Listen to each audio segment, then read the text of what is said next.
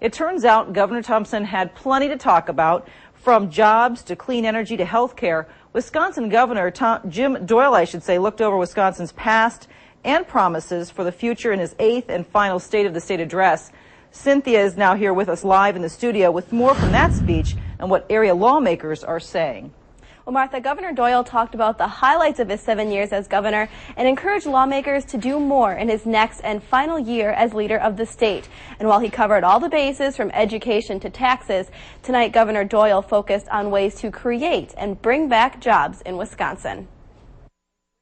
In his final State of the State address, Governor Doyle made his top priority for his last year as head of the state very clear. I will do everything I can to help our businesses create jobs and give our workers the opportunities to get those jobs. Nothing is more important. He called on the state legislature to help by asking them to pass the Core Jobs Act.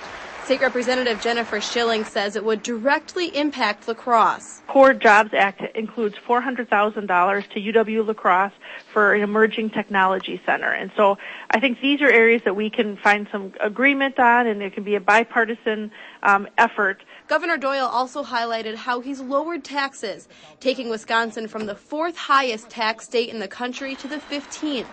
But Republican State Senator Dan Kapanke says Governor Doyle also raised taxes by more than $5 billion last year to balance the state's budget, a move he says won't bring jobs to Wisconsin. That's just a jobs killer. It's pulling $5 billion out of the private sector, and that is translates into less jobs here in the private sector, which are the ones that we want to grow. And with the unemployment rate at 8.7% in December, Wisconsin is still suffering from the economic fallout.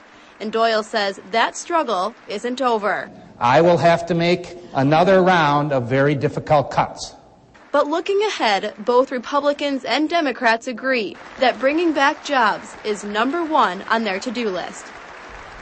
Now, both Representative Schilling and Senator Kapanke say they expect Governor Doyle will continue working hard this last year, even though he won't be seeking re-election.